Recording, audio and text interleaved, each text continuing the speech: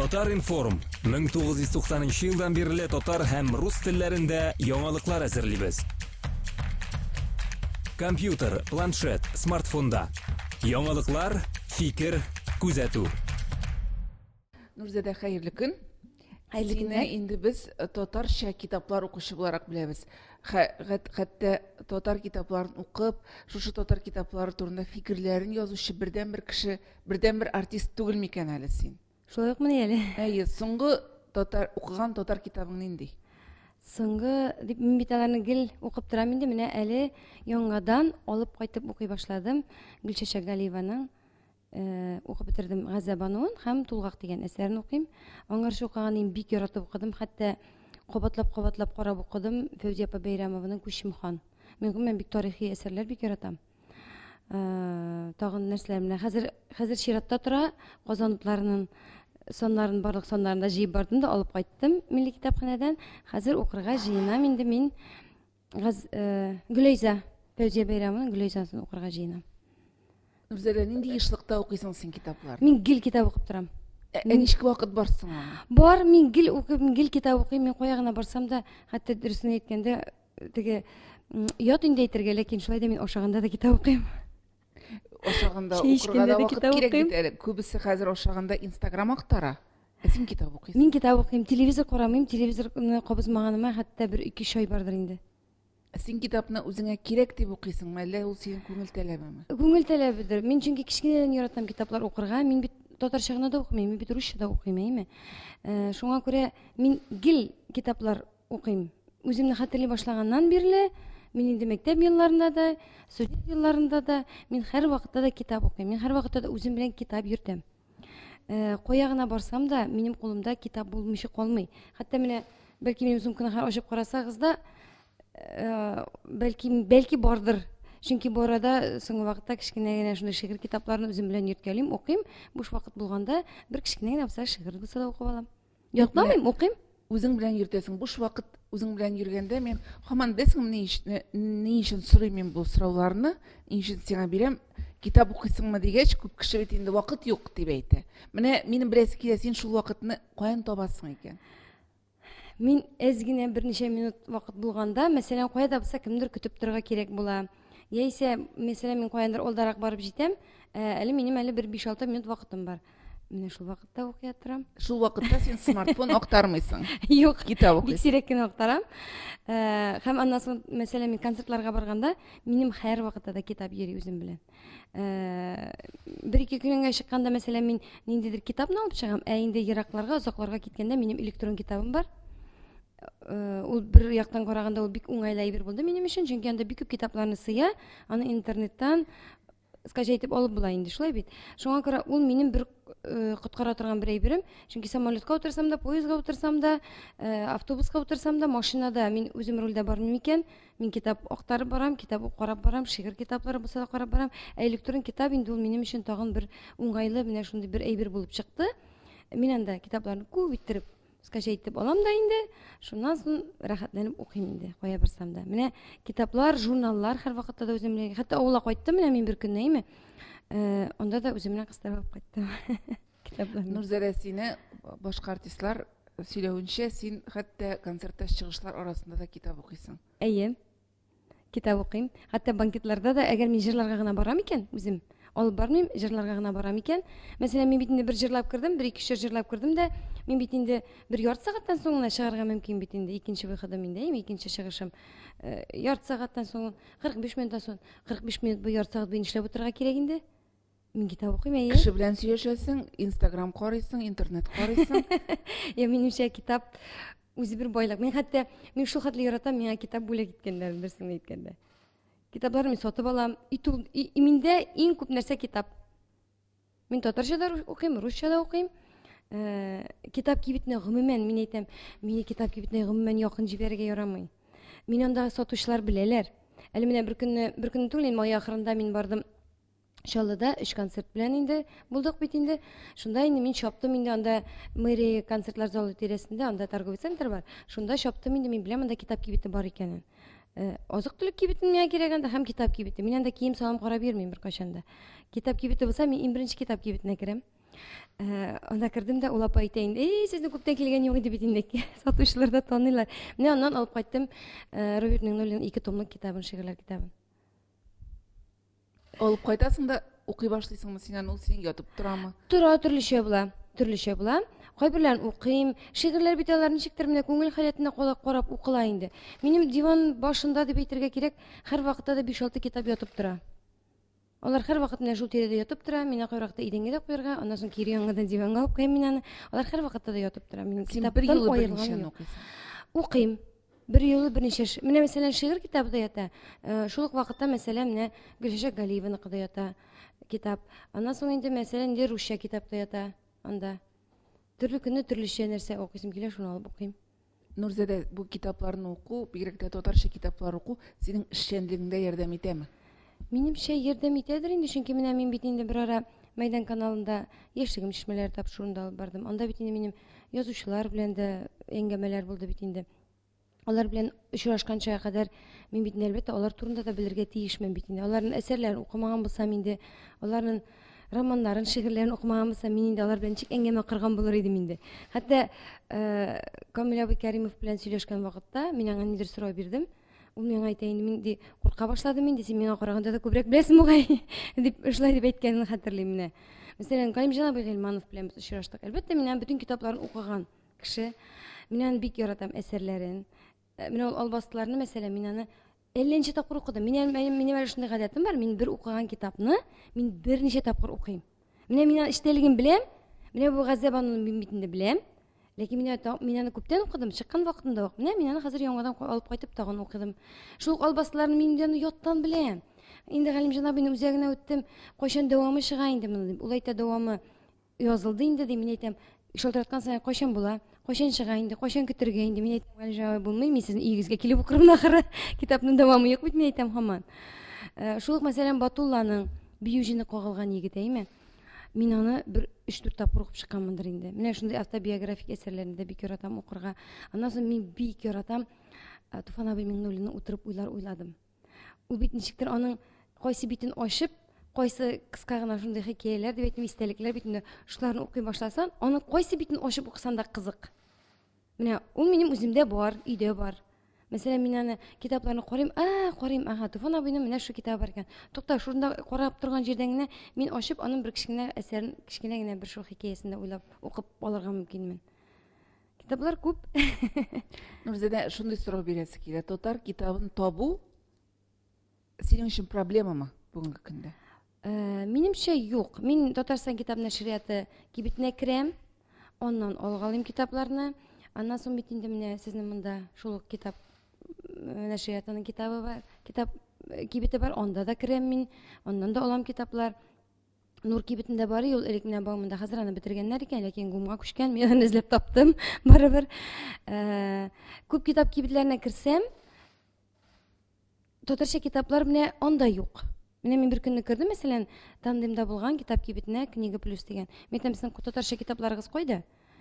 Алар әйтәләр, менә карыйм, элекке булган җирдә. Аларында юк. Аларында бер 3-4 полка, 3-4 киштә ятып тора торганнар иде инде. Карап чыктым. Мин әйтәм, "Нигә кая киткән соң бу китаплар?" дим инде. Шуннан барып сорадым, әйтәм, "Сезнең татарча китапларыгыз кайсы тирәдә микән?"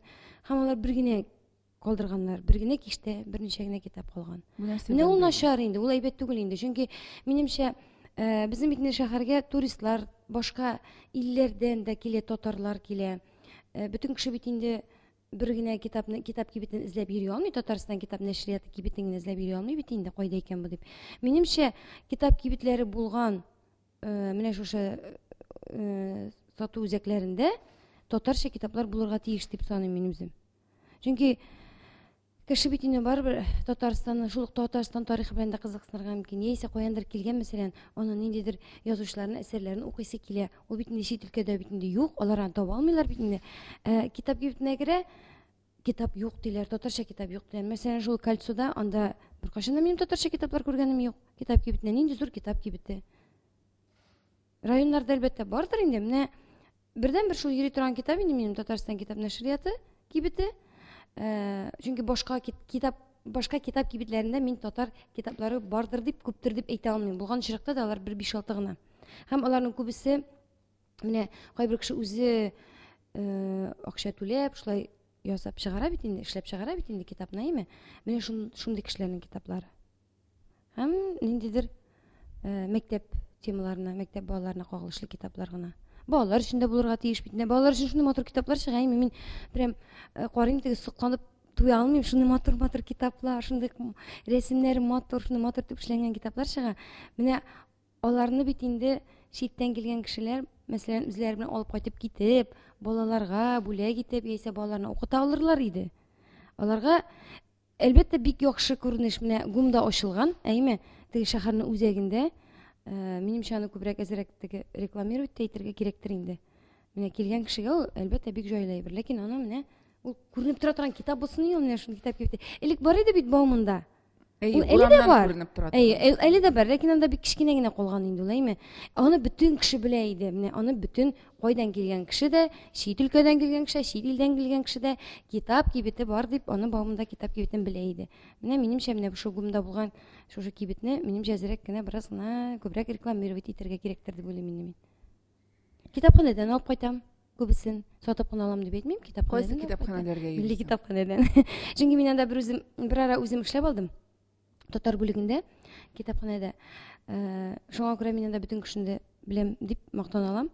Дөресен әйткәндә, бигрәк тә инде татар бүлегендә эшләгән кызлар, анда эшләгән апалар безнең, мин кайчан гына килсәм дә шуны ачык йөз белән каршы алалар мине, әйме? Хәтта алар миңа әйтәләр: "Нурзадә, менә шундый китап килде, син укыдыңмы әле, укымадыңмы әле?" Алар инде миңа тәкъдим итәләр. Аннан соң инде мин алар белән теге гел нитеп торгаштан, аралашып торгаштан, менә Казан утларын мин инде алардан алып кайтып укыйм. Шулай китапларны милли китапханәдән инде. Аларга рәхмәт, конечно. Бик рәхмәт. Нурзадә, татар китабын син тагын менә кибетләрдән башка, китапханәләрдән башка тагын нинди юллар белән таратыр идең? Интернет. Хәзер бит инде интернет заманасы.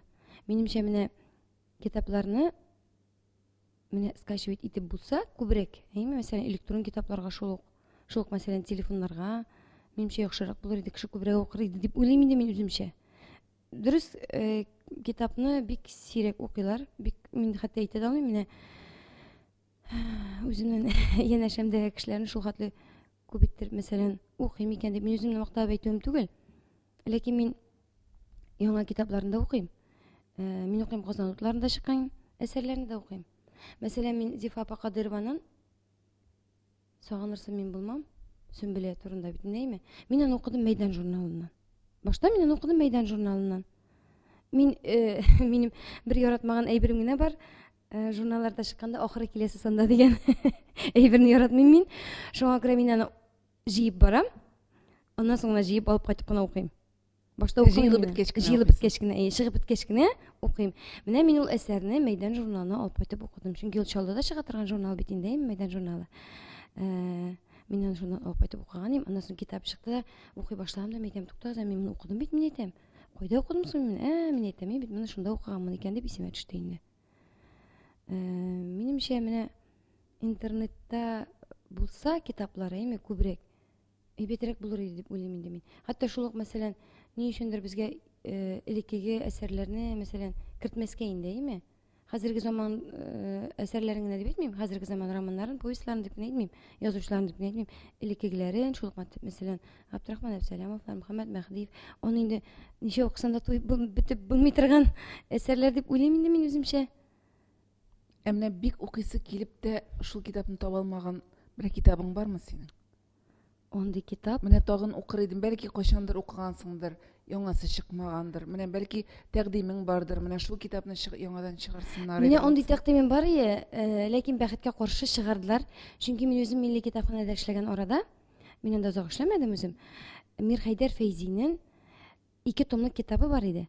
Һәм ул бары тик книга хранение дип әйтәбез инде, китаплар саклау бүлегендә, татар бүлегендә, анда бит инде бер 3 секторга бүленгән.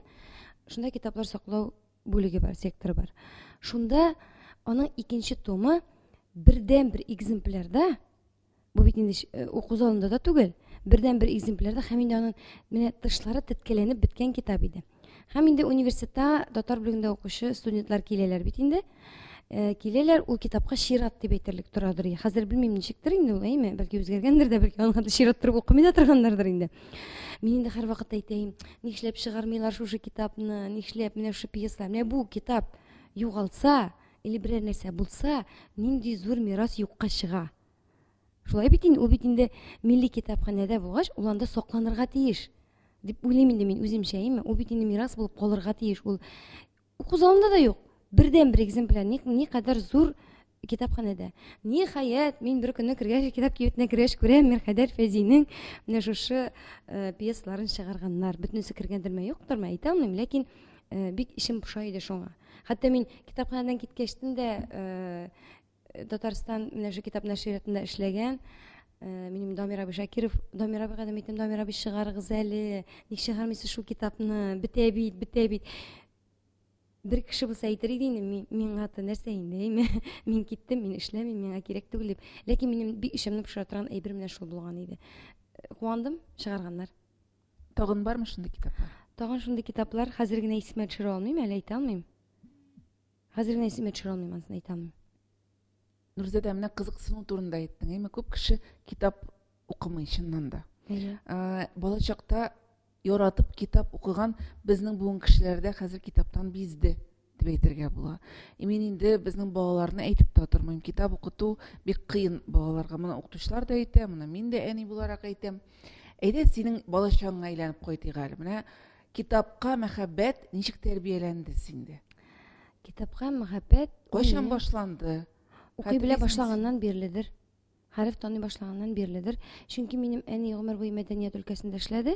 Безнең өйдәге китапларның күплеге, иң зур байлык безнең өйдә китаплар иде. Безнең өйдә, мәсәлән, татар китаплары гына түгел, Дюмаларның 12-шәр, Вальтер Скоттлар 15-шәр томлык китаплар иде. Менә Эмиль Золя, француз язучылары, Гогольләрнең без анда 7-шәр, 10-шәр томлык китаплар иде. Һәр вакытта да безнең өйдә китап булды. Безнең әни дә бик күп укыйдыр я, соңгы көннәренә хәтле ул һәр вакытта да укыды. Бөтен газета журналларны, бөтен менә әле хәтта яңа чыга торган китапларны да мин аңа алып кайтып барадырым. Аннан соң ул мәдәният йортыннан киткәннән соң, соңгы бер 3-4 елда микән инде ул, 5-6 ел бәлки, ул балалар китапханәсендә эшләде. Балалар китапханәсендә анда бит китаплар гына түгел, анда бит өлкәннәр өчен дә. Ләкин әни бик кызыксына иде инде китаплар белән, һәм ул кайтартырга тырыша иде ничек булса да китапларны. Күбрәк өлкәннәр өчен дә балалар китаплары гына түгел, Безнең авылдан җиктер шулай балалар китапханәсе бар, аерым өлкәннәр китапханәсе бар. Гомергә шулай булды. Миндә әни тәрбияләде дип әйтә алам. Мин бик күп укыйдырым, кичкенәдән күп укыйдырым. Хәтта мин бер елның җиктер шундый иң күп укучы дип миңа ниндидер нәрсәләр тапшырдылар. Чөнки бер елга 365 көн бит инде, әйме? Мин 300дә ничә китап укыганмын. Ул көн саен бер китап дигән сүз менә ничә икән хәтерләмим. Ул көн саен бер китап дигән сүз. Мин бик тиз укыйм мин. Менә хәтерлим, Фәйрүз апа Бәйрәмованың 40 сырт дигән китабын мин иртәнге 5-кә хәтле укыдым. Йокламыйча укыдым. Укып бетерәсе килә менә шуны, укып бетерәсе килә. Зур күләмле китап. Зур күләмле. Мин тиз укыйм, бик тиз укыйм. Татарчаны мин бигрәк тә тиз укыйм инде. Менә кичкенәдән чиктер шулай. Аннан соң мин бит инде әни инде шушы үзенең профессиясе буенча режиссер булу сәбәпле безнең өйдә пьеслар бик күп иде, драма әсәрләре. Мин хәзерге көндә дә драма әсәрләре укыйм.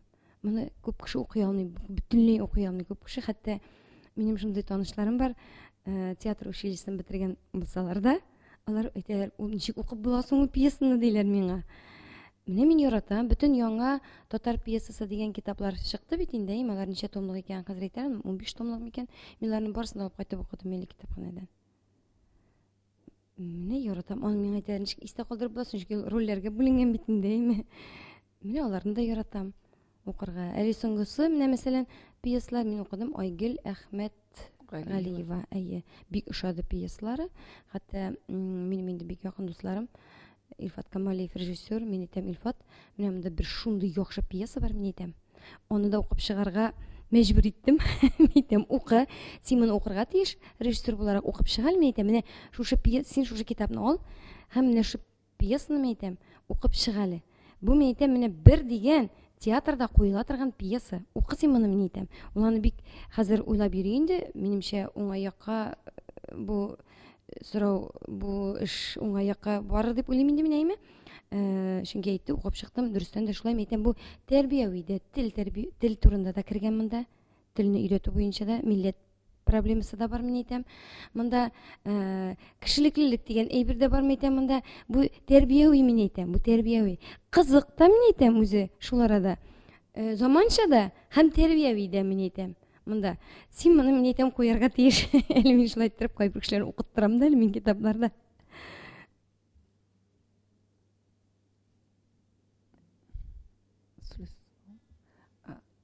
Бу кызыксынуу боюнча сени ушуну берилип тыңлап отурам.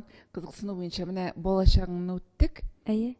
Шундан битинде биз улгая башлагач, башка кызыксынуулар барлыкка келе.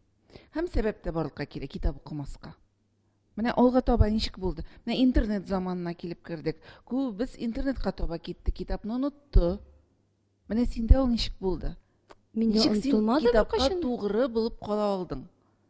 Белмим инде. Менә мин бер кайчан да китап укудан туктаганым булмады. Беренчедән, мин бит беләсезме, анасын тагын шунысы булды. Мин бит чит телләр факультетын бетердем. Француз һәм инглиз телләре буенча. Безнең француз әдәбияты һәм инглиз әдәбияты аерым фәннәр булып керә иделәр. Һәм безгә анда ел сайын шул хәтле күп китап укырга туры килә иде. Башта мәсәлән без аны русча укысак, инглиз әдәбиятын, француз әдәбиятын. Соңга таба инде 3нче курстан без аны французча һәм инглизчә укый башлыйбыз бит инде. Шуңа күрә онда да бик күп укылды, студент елларында да бик күп китаплар укылды.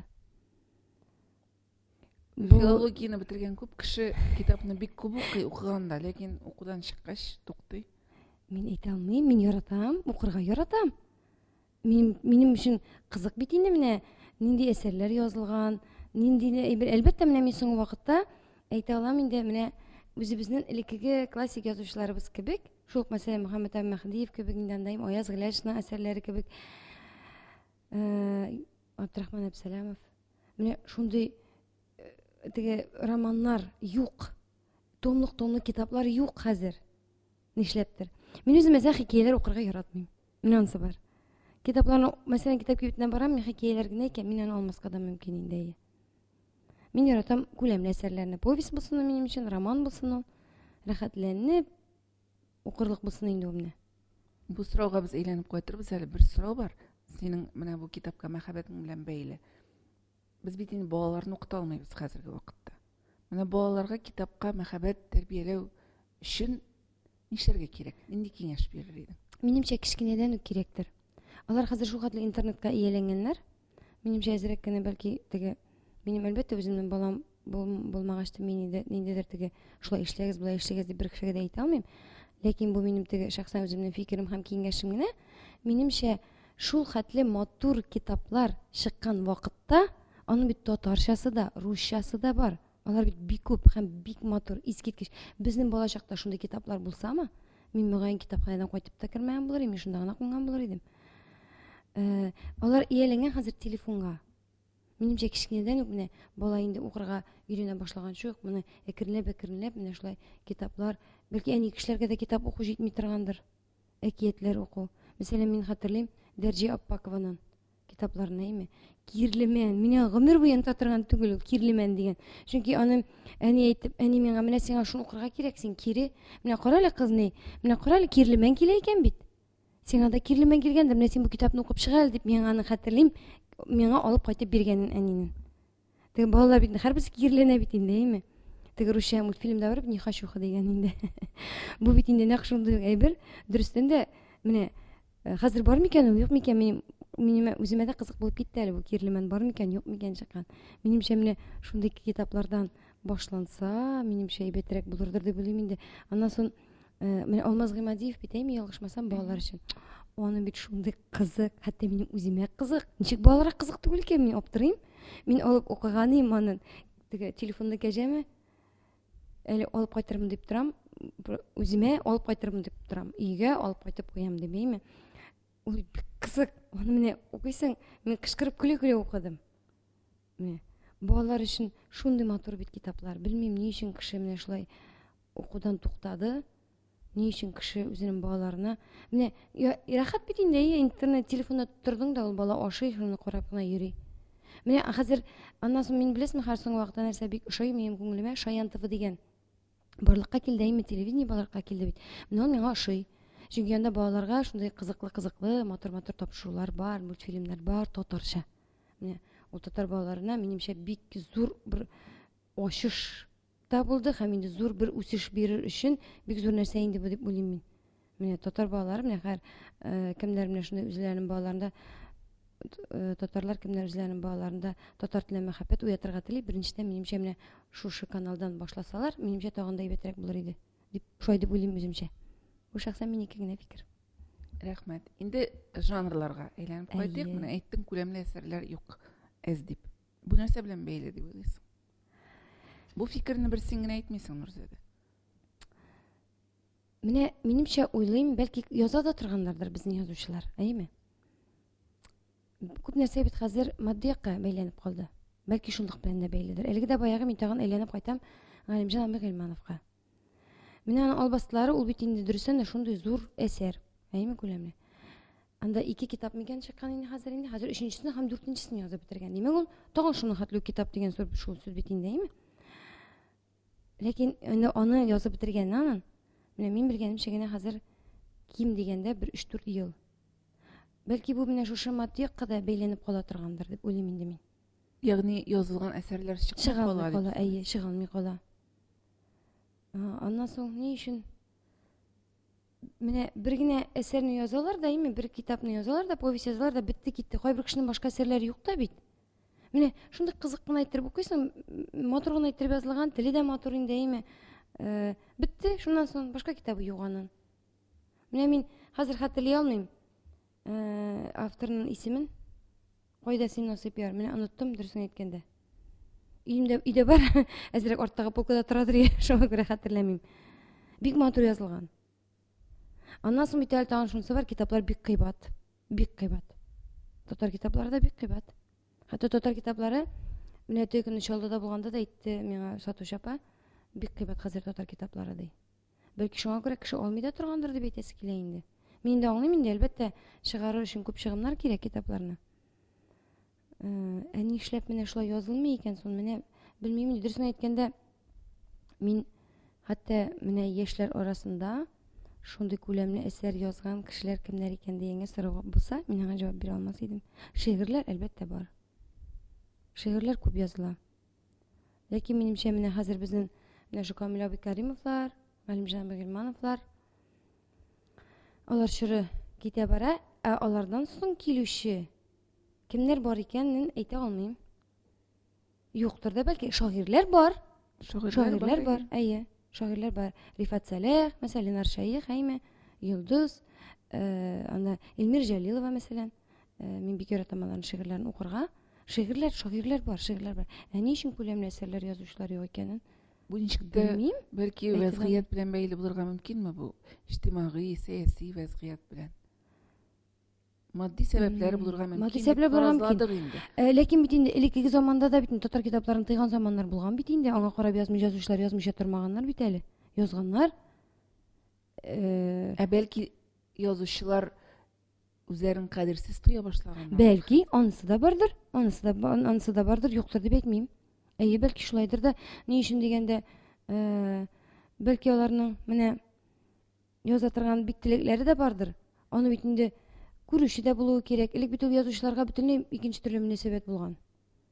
Хәзер күбесен бит әле менә мин китаплар укып торсам да, күбесен бит әле белмибез дә, элекке язучыларны беләбез, ләкин аларның шыры китә бар әлеге дә баягы.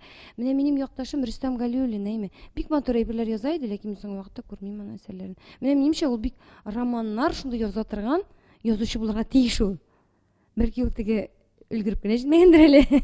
Минемчә менә мин яшьләр арасында бәлки шуны тотып кына әйтә алам менә. Бик матур миннән язганнарын бик яратып укый идем. Менә күрмибез дә дип әйттең. Бәлки монда матбугат чаралары, гаммәви мәгълүмат чаралары да эшләп җиткермибез. Бәлки без дә эшләп җиткермибездер аларны күрсәтү өчен. Аннан соң бит инде менә элек бит мәктәпләрдә очрашулар күбрәк уза иде кебек минемчә. Балалар белән.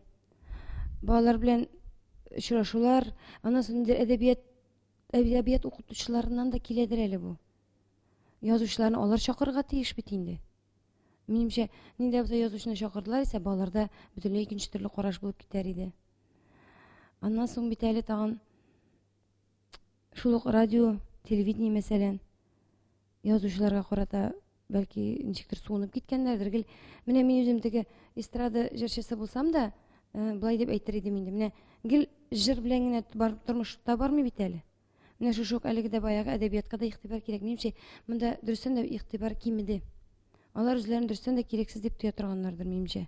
Күбесе язганны укымыйлар дип тә уйлый торганнардыр. Ләкин алай дисәң тагын каршы фикер туа. Менә әлеге дә баягы мин әйләнеп кайтам, Зифа Кадыровага мәсәлән әйләнеп килергә мөмкин минеме? Күп кеше теге әйтер инде, менә әйтергә дә мөмкин бит, мәсәлән, безнең интервьюны укысалар, шунда укыйм икәнне дип укыйм. Әйе. Гөлсинә Багалимуллинаны да укыйм. Дөрес теге бөтенсен дә яратып бетердем дип әйтә алмыйм, бөтен әсәрләрендә, ләкин ул инде Зифа Кадырова белән мин ничектер интернетта яздым да, аның турында ул инде миңа үзе чыгып, шулай сез минем турында шундый әсәрләрне укыйсыз икән, фикерләрегез минем турында бик уңай фикердә икәнсез дигән сүзләрен әйтеп, без белән ничектер аралашып китте. Гөлсинә апа белән дә шулай ук. Теге кемдер әйтергә мөмкин бит инде, аның аларның телләре теге менә ничектер җиңел. Нурзәдә әйдәм дә дөрес итеп әйтик, менә бик күп фикер ишетергә туры килә. Зифа Кадырова язучы түгел дигән. Аңа карата кимсетүле фикерләрне бик еш ишетергә туры килә. Шулайдыр, мин дә шулай ишетәм, ләкин мин алай дип санамыйм барыбер. Ни өчен дигәндә, беренчедән, аның китаплары иң күп укыла торган китаплар. Шушы Гөлсинә Багалимуллинаныкында, Зифа Кадырованыкында иң күп укыла торган китаплар. Ни өчен кеше укый? Чөнки алар җайлы һәм җиңел аңлаешлы телдә язылган. Шуннан соң, һәм кешенең үзенең тормышы турында язылган. Кемдер үзенең тормышын күрә. Мәсәлән, мин анда ниндидер әсәрне укыганмын икән. Әлеге дә баягы мин аны менә шушы ничектер мин аны алып киттем, җырларга барган идем банкетка. Миңа хәтта шулай мин аны хәтта шулай укыйм. Миңа әйтә, хәзер син җырлыйсың, әйтәм, хәзер мине сез игълан итә торыгыз, мин хәзер чыгып җитәм. Менә мин китаптан аерыла алмыйм. Мин чыгып җиткәндә менә китабымны менә монда гына куйдым да, 2 җырны җырлап керәм дә тагын укыйм китабымны. Төнлә кайткач мин тагын укып бетердем мин ул китапны. Җылый укыдым. Кемдер бәлки үзен күрә торгандыр менә шушы әсәрләрдә. Ул шуңа күрә укучыга таныш. Үзенең мәхәббәтен күрә торгандыр, үзенең тормышын күрә торгандыр. Тормыштан ничектер менә шундый авырлыклардан чыгу җаен күрә торгандыр. Минем хәтта аларга мин үзем китап язмыйм бит инде, әйме? Минем хәтта менә яисә Зифа апа белән, яисә Гөлсинә апа белән сөйләшәсем килә. Минем аларга мәсәлән тәкъдим итә торган бик яхшы бер тема бар. Минем белгән бик зур, бик көчле мәхәббәт тарихы.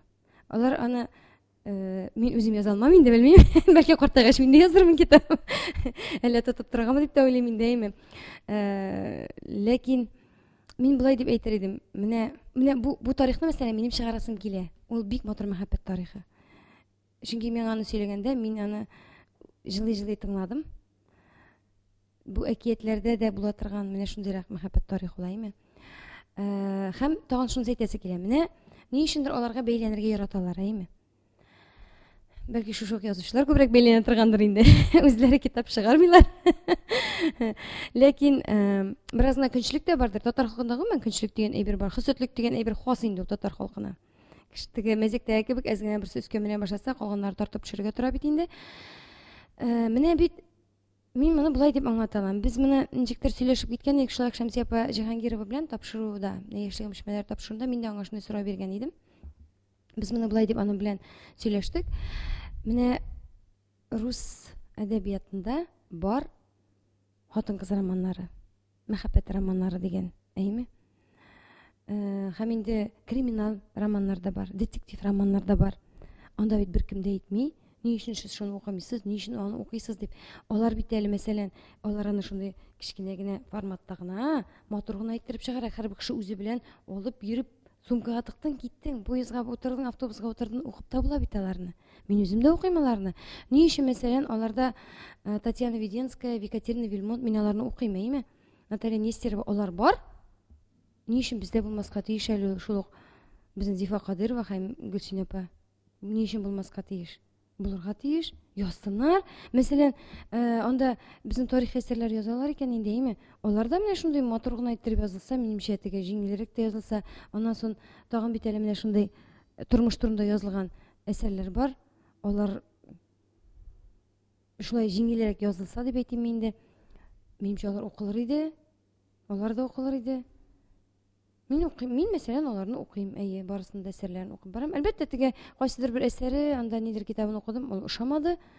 Мәсәлән, нидер китап бер 2-3 томын укыдым, теге китапларын укыдым да 4-нче мәсәлән, 5-нче әсәр мәсәлән, миңа бик ошап бетмәде, ничектер теге бармактан уже суырып язылган әсәр кебек шикелле тоелды. Ләкин яңасы ул тагын яңачарак булып китте инде.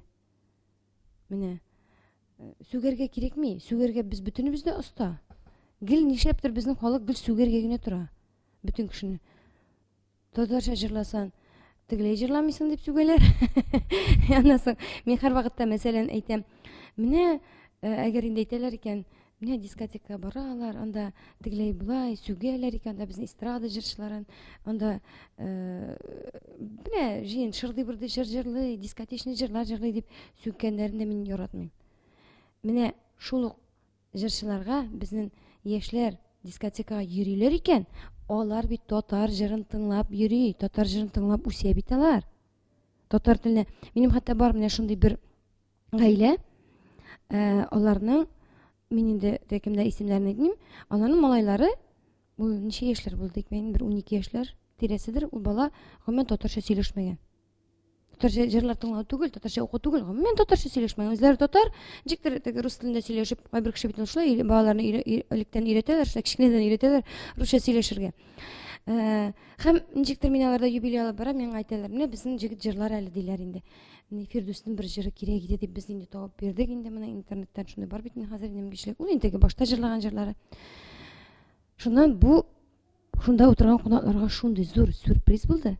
Чөнки бу бала шушы Фирдүснең җырларын тыңлап, татарча өйрәнә башлаган һәм татарча җырлый. Бөтенесе шаккаттылар. Соң аяла бу бит гел русча гына сөйләшә торган бала бит диләр. Ничек бу татарча җырлыйсың әле дип. Менә беләсезме кешегә, менә әлегедә баягы бу тәрбия дигән сүз бит инде, шулай бит инде. Ул хәтта әтиендә тормаска мөмкин. Менә ул аңа ошаган, ул яшь бала, менә аңа бии, аны ярата ул җырларын. Шуңа күрә сүгәргә кирәк түгел монда беркемне дә. Теге дискотекага йөриләр, татарча, мин әйтәм, яра урамда соши йөрмиләр, бит татарча дискотекада йөриләр. Татарча җырлар тыңлап йөриләр. Нурзәдә, менә безнең интернатны укып барсаң инде, Укып барам. соңгы чыккан материалларның берсе журналист Рамис Латыповның авыл китапханәчесе Гөлназ Шәмси белән, ул шулай ук журналист, әңгәмәсе. Шулай ук әдәбият турында, китаплар турында. Ул да китапханәдә эшли икән хәзер. Синең фикерең менә бу әңгәмәгә, андагы фикерләргә, бигрәк тә ират язучылар турында әйткән фикеренә, ул инде ират язучылар юк дип әйтәсе килә бүгенге көндә. Ну, күбрәк бит инде дөресен хатын-кызлар соңгы вакытта. Менә әлегедә бая шуңа әйләнеп кайтам. Фәүзия апа Бәйрәмова. Шулай бит инде, аны китсәм бит инде. Шул Зифа Кадырова. Шул инде әлбәттә Гөлсин апа Галимуллина. Күбрәк укыла торган китаплар шуларныкылар бит инде. Нәбирә Гыймаддинова. Ирләр кая? Ни өчен юалар? Ирләр минемчә китап язып, бәлки үзенең гаиләсен туйдыра алмам дигән нәрсә башларына кергәндер, мөгаен бәлки шулайдыр дип уйлыйм инде мин. Үземчә бу бәлки элекке заманнарда алай булмагандыр. Бәлки алар өчен гонорарлар түләнгәндер. Хәзерге вакытта һәрбер кешенең гаиләсе бар. Һәрбер кеше үзенең гаиләсен туендырга тиеш. Аның башка проблемалары да күп. Чөнки хәзер күп кешедә бит инде ничек тә булса тормышны алып бару дигән һәрбер кешедә иртә белән торгачында бүген ничек яшәрмен икән дигән әйбер килеп басты. Тормыш ничек алып барырмын икән дигән әйме. Бәлки шундый белән бәйледер дип уйлыйм. Ират күбрәк минемчә менә шушы тормыш мәшәкатьләренә баткандыр күбрәк. Чөнки аның хатыны да бар, баласы да бар. Ашатырга да кирәк, эшетергә дә кирәк. Бу бит инде татар әдәбиятының менә язучыларның бәясе кимеде дигән сүз. Кимеде, әйе. Чөнки элек алар китап язып, Әйе. гаиләләрен туйдырганнар. Әйе. Менә ни өчен мәсәлән шул ук язучылар элек язган язучылар да хәтта хәзер китапларны чыгармыйлар. Чөнки алар беләләр, онда ничәдер тиен алачакларын. Һәм ни өчен язып утырсын соң әле ул? Үзенең хезмәте бәяләнмәгәчтен.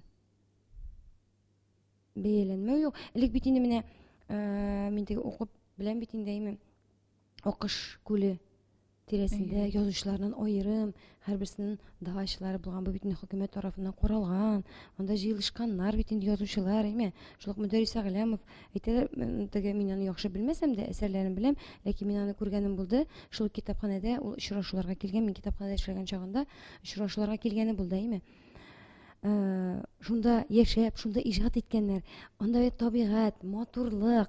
Димәк, аларга иҗат итәр өчен бөтен мөмкинчелекләр булган, тудырылган, бу хөкүмәт тарафыннан тудырылган булган. Хәзер ул язучылар беркемгә кирәксез булып калдылар. Яра язасын икән, акчам бар икән, түлә дә чыгар. Бу бит инде хөрмәт итмәү, язучының хезмәтен хөрмәт итмәү дигән сүз. Менә кемнең бераз акча табырлык мөмкинчелеге бар, ул аны чыгара, һәм ул аны чыгара да, ул аны арзан бәягә куя да алмый бит. Чөнки ул аны үзенең акчасына чыгара. Мәсәлән, 15 меңгә чыгарды икән, ул китапны сатып, ул 15 меңгә түгел, мин булай гына әйтәм инде, Ул бит 15 меңне кире кайтарырга да тиеш. Ни өчен ул тегендә монда акча сарыф итеп утырып торырга тиешсен? Китап укысыннар дип 50-60 меңгә ул бит инде, аның бит инде Андрей Казанцев юк дип әйтте дигән. Шулай бит инде бер яктан. Мин шулай дип уйлыйм. Минемчә, иратларны менә шу тормыш мәшәкатьләре дә басып китте һәм хөкүмәт тарафыннан аларга игътибарда бик нык кимеде. Шуңа күрә аларның бәлки илһам килми дә торгандыр инде, мөгаен илһам килми торгандыр. Һәм шуңа күрә күбрәк хатын-кызларны, электә бит инде булган хатын-кызлар алай бик, бәлки ул вакытта дөресен күбрәк иратлар укылды безнең, Хатын-кызлар алар сирәк кенә. Менә карасаң инде ничә елларда менә шул япа бит инде ләкин соңгы вакытта гел хатын-кызлар, гел хатын-кызлар. Нурзәдә, менә китапны таныту алымнары турында сөйләшәсе килә. Әгәр дә син бүгенге көндә китап чыгарсаң, бәлки әле шундый хәлдә булыр. Бәлки. Мин булыр дип ышанам. Чыгарсаң, аны ничек танытыр идең халыкка? Менә нинди ысуллар белән? Беренчедән, безнең хәзер бит инде интернет челтәрләре ул бик тә бөтен җирдә бар, бөтен дөньяда, Бәлки менә шул ук язучыларның безнең менә шу интернет белән эшләүләре дә җитми торгандыр. Ансы да бар. Мәсәлән, мин ниндидер язучының китабы чыккан икән, мин бит аны китап кибетенә кергәч кенә күргән мөмкин. Яисә Казан утларының ахыргы битендә яңа китаплар чыкты дигән, шундый анонс дип әйтим инде, шуннан гына күреп, белдерүдән генә күргән мөмкин. Мин бит аны белмим, булай нинди кемнең нинди китап чыгарганын. Мин белмим. Бөтен кеше, менә бәлки шул контакт челтәрләре дә кирәктер, ВКонтакте челтәрләре дә, шул Инстаграмда булырга тиеш дип уйлыйм. Әз генә бәлки ниндидер кызыксындырып, үзләренең әсәрләрен шунда әз генә булса да берничә битләрен бәлки төшереп куеп, яисә берничә менә бераз гына беренче бүлеге менә шулайрак калганын шул китапта укырсыз дигән әйбер. Мәсәлән, ул бит инде кешене кызыксындыра, кеше инде ирексездән эзли башлый, кара бу китапны табырга кирәк әле. Кара бик кызык бит бу, укырга кирәк дип мин уйлыйм, шулай булса бетрәк булыр иде дип уйлыйм. Һәм инде нинди очрашулар үткәрергә кирәк, барыбер очрашулар кирәк. Халык белән очрашулар. Халык белән очрашу кирәк, укучылар белән очрашу кирәк. Теге әйтәбез кирәк. Ул очрашулар нинди форматта үтәргә тиеш? Мин әйтмәс идем язучылар белән очрашулар үтми дип, Нурзәт. Очрашулар үтә. Шул язучылар берлеге дә эшли бу юнәлештә. Ләкин бәлки форматны эшләп җиткерү җитмидер. Менә син нинди формат тәкъдим итәр идең? Минемчә, әлбәттә мәктәптә очрашулар булып тора торгандыр, Минемчә, менә шу әдәбият укытучылары белән берлектә дә эшләргә дә кирәктер аларга. Әгәр инде алар мәсәлән китапларын чыгардылар икән, шул мәсәлән китапның презентациясе шикеллерәк. Хәтта мин тиге әйтмим, менә берничә язучы берләшеп тә эшли ала бит инде бу эшне. Шул менә милли китапханәдә безнең дип сөйләшәм, мин яләнгән милли китапханәдә дип. Анда бит шулай очрашулар булып тора булмый түгел, ләкин анда яшьләр йөрми. Анда өлкән буын гына килә. Әлеге дә баягы һаман шул китап укучылар килә инде. Хәтта мин дә кайракта белмичә калырга мөмкин бит. Минемчә, китап кибетләрендә дә шулай булырга тиеш. Мәгълүмат. Менә шул вакытта шундый очрашу була, килегез. Минемчә теге әйтә алмыйм инде мин моны инде түләүле генә булсын дип әйтә алмыйм. Бу түләүле дә булырга тиеш түгел. Бу бушка булырга тиеш барыбер. Һәрбер кешенең хезмәте түләүле булырга тиеш икәнен аңлыйм. Ләкин менә без бит йөрибез. Хайрия концертларына бик күп йөрибез без, әйме? Татар артистлары хәзер җырчылар бик күп йөрибез бит хайрия концертларына. Тамашачы килә, күрә. Аннан соң менә хәзер концертларда да бит әле хәзер шундый шигырьләр уку бик сирәк күренешкә әйләнеп бара. Ләкин теге мин бердә килешми фикер белән кеше шигырь яратмый яисә шигырьләр укыганы яратмый дигән белән килешә алмыйм. Чөнки кеше тамашачылар шул хәтле менә йотлыгып тыңлыйлар алар шигырьләрне дәйме. Шунда концертта гел теге уен көлке генә була алмый, анда ниндидер менә шундай бер булырга тиеш. Һәм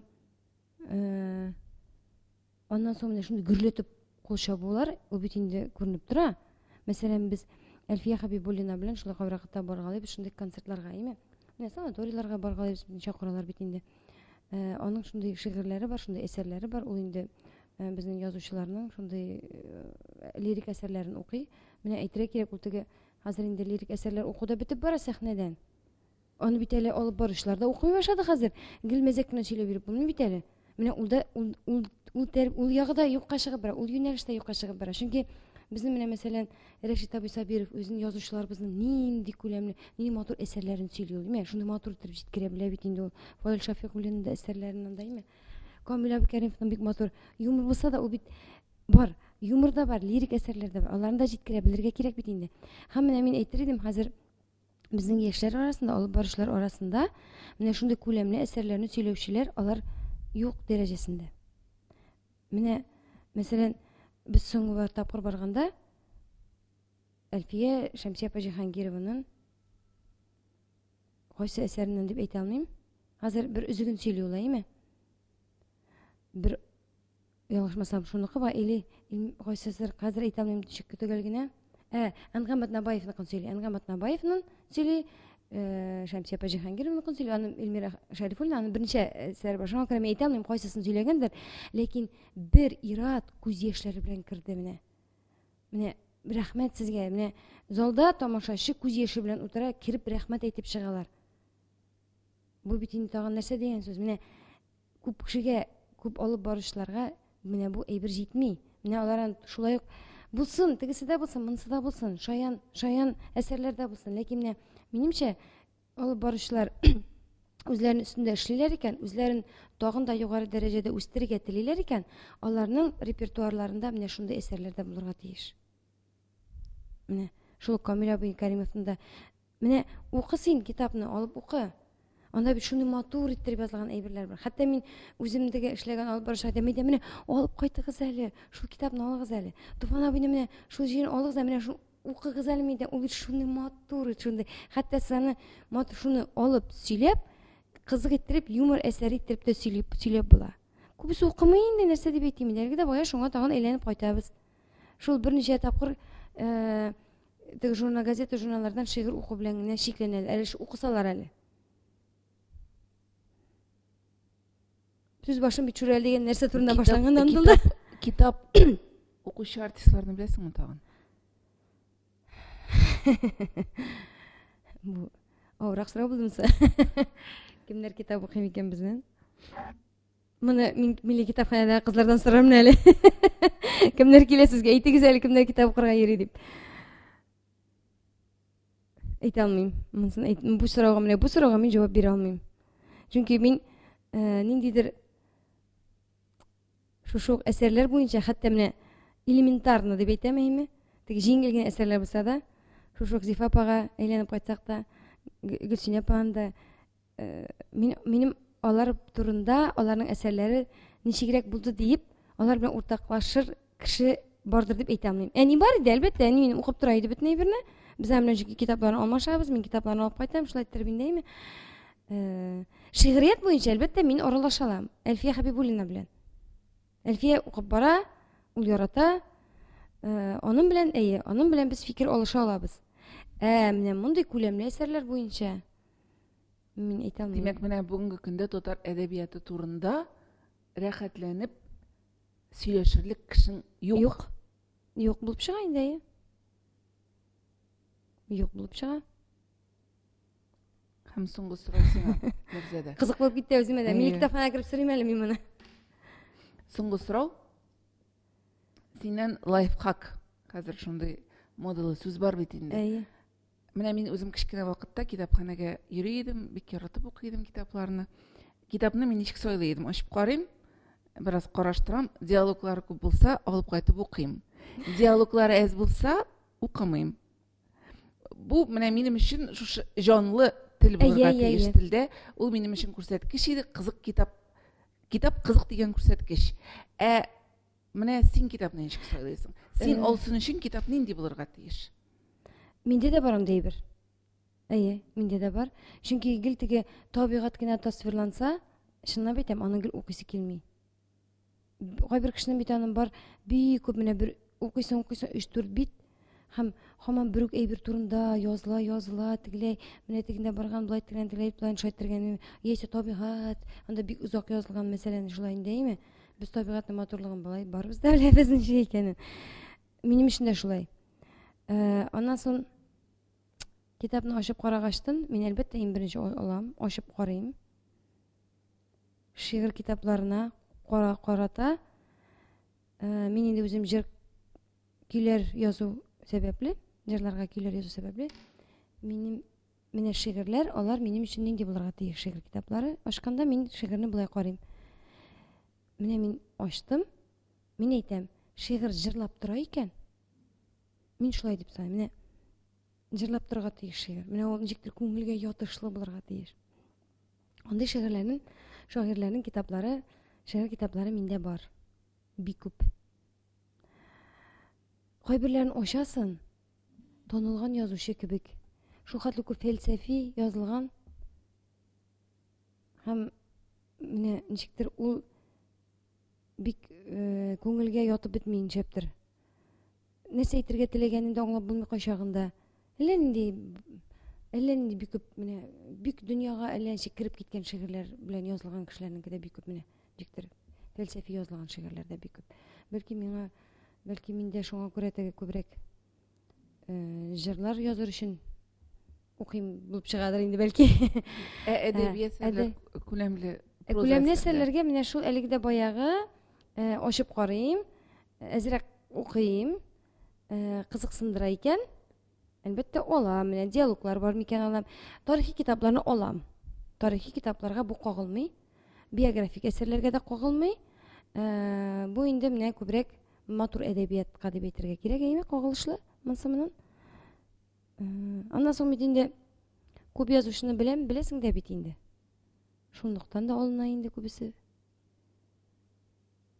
Тагын ниндирәк минем ни бар икән менә шундый.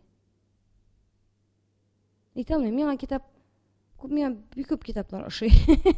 Монда мин нәрсәдер ошамый дип менә бик фәлсәфи булган шуны менә әлеге дә бая әйткәнемчә менә шундый әйберләр тасвирланганда тегенчектер менә диалоглар бик сирәк булган әйберләр булганда бик ошап бетми инде әлбәттә дә үзем миңа да ошап бетми. Нурзәдә менә кемдер безнең әңгәмәне хәзер укып чыккандыр. Әйе.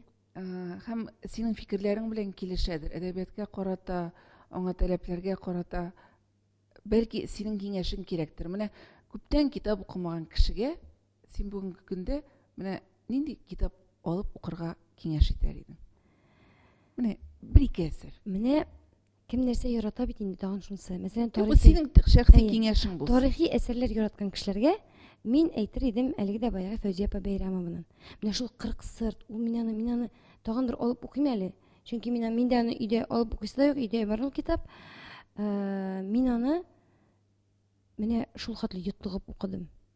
Чөнки анда татарларны менә Себергә сөргән вакытларда менә шул хәтле күп кешене мыскыл итеп әйме. Менә шундый әйбәт әсәр инде ул менә шундый фаҗига бу безнең татар халкының фаҗигасы менә шунда китеп күпме нинди яхшы кешеләребез әрәм булган безнең, әйме. Мин үзем бик шундый нечкә күңелле, мин җылы-җылы укыйм китапларны. Аннан соң инде Күчем ханда шул ук менә тарихи әсәрләр яраткан кешеләргә. Әле мин күптән түгел алып кайтып укыдым Сәгыйтә Хәбибуллинның Сөембикә ханбикә белән Иван Грозный. Мин укыдым инде. Ай биби минем менә китап киштәмдә генә тора, күренеп тора. Сәгыйтә бине үз куллары белән язып биргән автографы белән. Минем әле бик күп автографлы китапларым бар. Шуларны укырга киңәш итәр идем, әйме. Әгәр инде мондый кызык кына жеңил генә укыйсылары килсә, әлбәттә Инзифа апа Кадырова, Гөлсин апа Галимуллина һәм инде безнең онытып җибәрдем исемен. Шайдуллина. Гөлсин юк. Рауиля. Рауиля апа Рауиля апаның.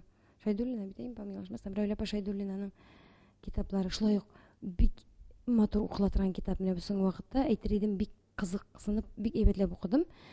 Яратып укыдым мин аның әсәрен. Ике миңа ул китабын бүләк иткән иде, шулай автограф белән. Ике әсәре бар. Аның буенча хәтта кино да төшерелде бит, бик матур язылган. Теле бик матур, җиңел укыла, рәхәт укыла. Менә йотлыгып укый торган әсәрләр инде. Шул ук, мәсәлән, мин үзем укыган китапларны шу Гөлчәчәк Галиеваның кемнәр укымаган. Моны хатын-кызларга бигрәк тә укырга кирәк. Хәзерге заманда шул Газабану, шул ике хатынлык турында бит инде анда име. Аннан соң менә әле хәзер укый торганы Тулгак бит инде берничә генә бераз ахырына барып җитәм инде. Мин аны укыдым инде. Кабатлап укыйм. Шул ук, мәсәлән, һәрбер хатын-кызның тормышында булырга мөмкин әйбер бит инде. Менә мәсәлән, минем үземне дә кичкенә чакта алмаштырганнар. Тугач, әни белән бер хатын безне шулай ук тапканнар бала. Бу теге минем тормыш шикелле, үземә дә кызык. Һәм әнигә имезергә китерәләр икенче баланы, мине түгел. Мине икенче апага тапшыралар. Чөнки беренче акушерка китә таптыргандагы, икенче акушерка килә. Бу бит әле безнең авылда, авыл җирендә ул вакытта бәлки булгандыр инде, әйме. Һәм әни әйтә, хәзер теге акушерка яңадан килә, икенче көнне, бер көн ял иткәннән соң, ул аңа мине кертә, минем әнигә мине кертә, әни әйтә, бу минем балам түгел, мин бит кичә икенче бала имездем дип әйтәм ди. Шуннан соң алып барып үлчәп, әле ярый ул вакытта менә шундый акушерка булган. Шуңа күрә мәсәлән минем үземә бик кызык. Мин ул кызны беләм, ул гаиләне дә беләм, әни дә, без әле күршәдә, хәтта менә әни әйтә, менә минем анда безнең авылда инде ул безнең авылга килеп чыкты ул кыз. Менә мин аны имезгән башта сине түгел дип.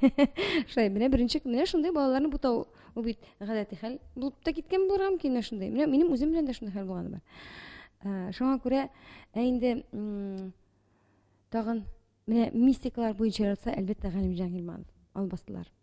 Мин Нәбирә Пәгыймәтдинова, менә мин аларны әлләнчә тапкыр укый алам.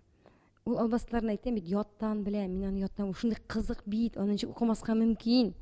Аны минемчә укып бетереп, минемчә килә менә 4 күз белән көтәргә тиеш, кайчан дәвам була, кайчан чыгайны моның дәвамы дип. Шигърияткә килгәндә инде мин әйтердем, Илмир Җәлилованың бик яратам шигырьләрен. Бик яратам аны укырга. Аннан соң инде минем бик яратып укый торган шагыйрем Рөстәм абый Закуан иде. Без аның белән уртак җырларыбыз да бик күп. Аның шундый теге җыр текстлары гына түгел.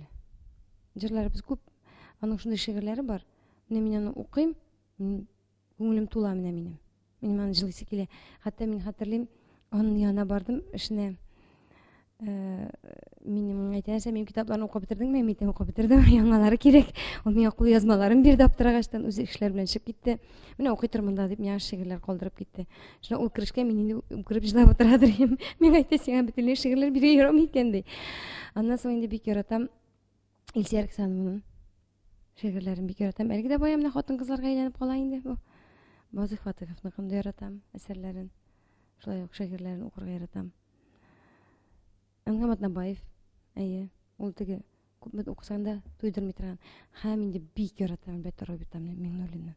Шул хәтле җиңел, җайлы, гади һәм бөтен кеше турында, бөтен кеше тормыш турында, бөтен кеше әйтәсе килгән фикерне шул хәтле генә менә шәйнәп биреп, ничек әйтеп була икән дип көн саен шаккатам шуның шигырьләрен укыган саен.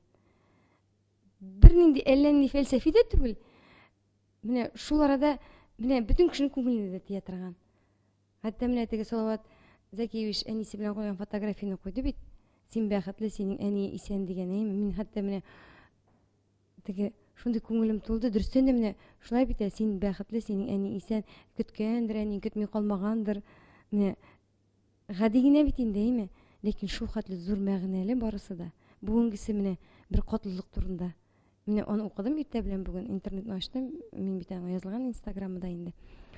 Роберт абыйны укыдым да, менә шундый күзләремнән яшьләр килеп укыдым инде. Менә дөрестән дә без шундый бер катлы инде, бөтен нәрсәгә ышанабыз. Беләбез үзебезнең алданганыбызны, ләкин без аңа теге бер үк тырмага кабат баскан кебек маңгайга шап итеп сукса да, без ул тырмага тагын кабаттан басабыз. Алданасы килә димәк. Нурзәдә, әңгәмәң өчен бик зур рәхмәт. Инде мин генә түгел, безнең укучылар да, татар халкы да яңа яктан ачканнардыр син дип ышанам. Рәхмәт чакыруыгыз өчен.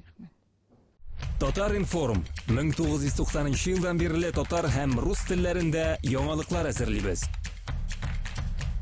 Компьютер, планшет, смартфонда. Яңалыклар, фикер, күзәтү.